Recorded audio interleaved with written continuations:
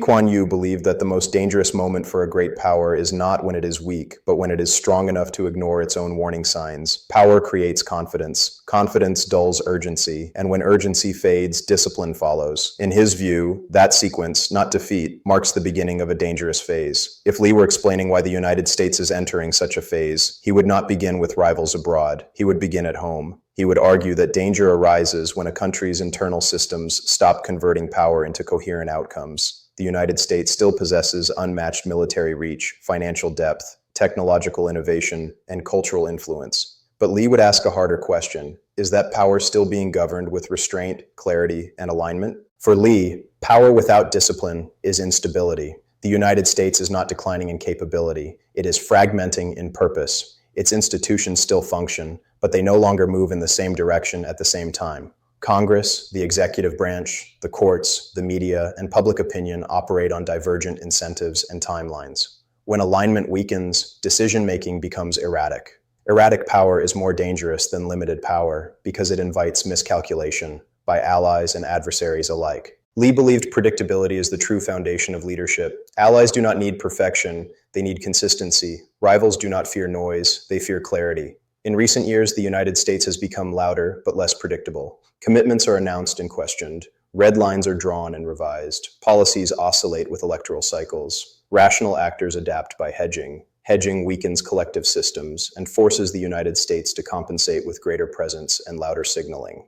Lee would call this signaling inflation. When reassurance must be repeated constantly, it loses value. Power that must explain itself repeatedly is power that is no longer assumed. This is a classic marker of a dangerous phase, strength that no longer stabilizes, but agitates. He would also focus on the moralization of strategy. The United States increasingly frames global competition in moral terms. Lee respected moral clarity, but he distrusted moral absolutism. When policy is framed as a struggle between good and evil, compromise becomes suspect and restraint appears weak. Escalation becomes easier than calibration. In such an environment, every conflict risks becoming existential, even when interests are limited. This moral framing interacts dangerously with domestic polarization. When foreign policy becomes a vehicle for internal virtue signaling, coherence collapses. One administration's moral priority becomes the next administration's liability. External actors learn to wait out political cycles rather than negotiate. Influence erodes quietly. Lee would also warn about elite behavior. He believed elites exist to restrain mass emotion, not amplify it. In the United States, elite incentives increasingly reward outrage, visibility, and ideological purity rather than competence and stewardship. Governance becomes performative. Long-term strategy gives way to short-term positioning. Institutions designed for deliberation are pushed into permanent crisis mode. Permanent crisis exhausts systems. Norms erode. Emergency measures normalize. Trust declines. Declining trust further polarizes society. The loop tightens. Lee believed trust is the invisible infrastructure of power. When it weakens at home, it weakens abroad. Economically, Lee would see similar symptoms. Innovation continues, but inequality widens. Infrastructure lags ambition. Industrial policy oscillates. Long-term investment becomes hostage to political stalemate.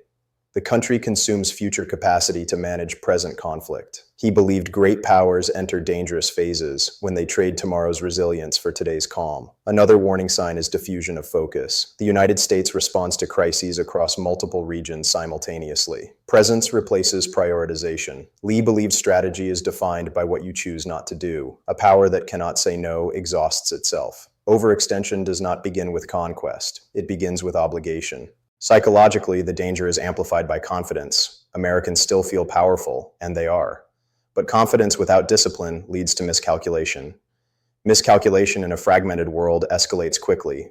Rivals test boundaries, allies prepare for uncertainty, neutral states distance themselves. Lee would stress that this phase is not irreversible. Dangerous phases are transitional. They either produce reform or drift into decline. Reform requires restoring institutional discipline, narrowing priorities, and separating domestic identity battles from external strategy. It requires rewarding restraint and competence rather than spectacle. But reform is hardest when a country still feels strong. Pain has not yet forced consensus. Until then, warnings are dismissed as pessimism.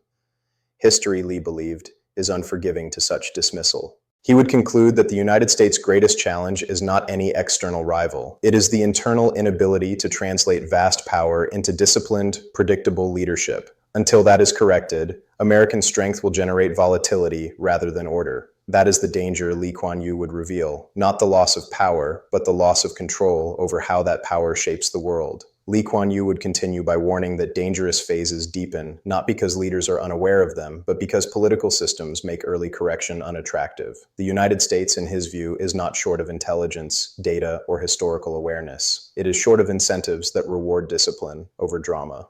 When systems reward visibility rather than stewardship, even capable leaders struggle to govern strategically. He would argue that the American political environment now treats restraint as weakness and escalation as resolve. This inversion is subtle but profound. Leaders who pause, hesitate, or seek compromise are accused of lacking conviction.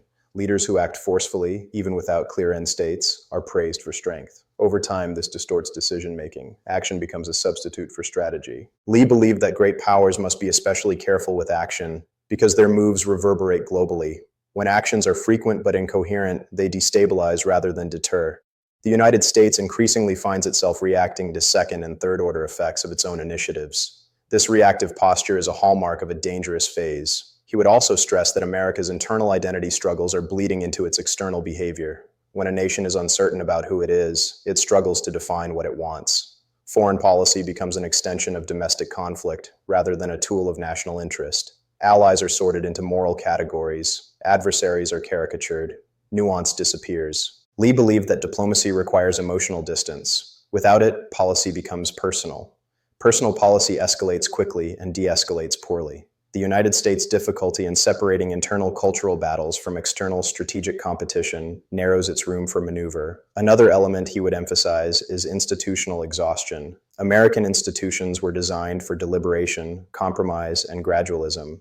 They were not designed for perpetual mobilization. When every issue is framed as a crisis, institutions adapt by cutting corners. Executive power expands. Legislative oversight hardens into obstruction. Judicial authority becomes politicized. Over time, legitimacy erodes. Lee would note that legitimacy, once lost, is difficult to restore. Allies trust institutions more than personalities. When institutions appear unstable or reversible, allies hedge. Hedging weakens collective systems. Weak systems require more American intervention. Intervention without trust increases resistance. The cycle feeds itself. He would also examine America's economic foundation through a strategic lens. The United States remains innovative, but innovation is increasingly concentrated. Infrastructure decays unevenly. Education outcomes diverge. Public investment is erratic. Lee believed that uneven development within a great power is destabilizing because it fractures national cohesion. When large segments of society feel excluded from progress, politics radicalizes. Radicalized politics produces policy swings. Policy swings undermine long-term planning. Long-term planning is essential for strategic competition. The dangerous phase, in Lee's view, is when internal inequality translates into external inconsistency. He would also warn that the United States is approaching the limits of narrative authority. For decades, American explanations of global events were accepted even when contested. That authority rested on consistency and performance. As consistency weakens, alternative narratives gain traction. Once lost, narrative authority cannot be restored by assertion alone. Lee believed that influence depends not only on power, but on credibility. Credibility requires follow-through. When commitments appear reversible, credibility erodes. When credibility erodes, deterrence weakens. Weak deterrence invites testing. Testing increases risk. He would stress that none of this implies imminent collapse. Dangerous phases are prolonged. They can last decades. They are marked by volatility rather than failure. Markets swing, alliances strain, crises multiply, yet the system holds until it doesn't. Lee would argue that the United States still has a choice. Dangerous phases end in one of two ways. Either institutions reassert discipline and coherence, or fragmentation hardens into decline. The difference lies in whether leaders can realign incentives toward long-term performance. That realignment would require uncomfortable trade-offs, narrowing global commitments, accepting that not every issue is existential, restoring respect for institutional norms even when inconvenient, rewarding competence over spectacle, separating domestic identity from external strategy. Lee would caution that reform cannot be cosmetic. Symbolic gestures do not restore discipline. Only sustained changes to incentives do. That is why reform is politically difficult. It demands restraint when audiences demand action. He would also emphasize that time is not neutral. Each year of volatility normalizes dysfunction. What once seemed alarming becomes routine. The public adapts, expectations lower. At that point, decline accelerates because resistance weakens. Lee Kuan Yew would end his extended warning with a familiar observation. Great powers rarely fall because they are defeated by enemies. They fall because they exhaust themselves internally. The United States is entering a phase where its greatest threat is not external competition, but internal incoherence. Power remains vast. Capability remains unmatched.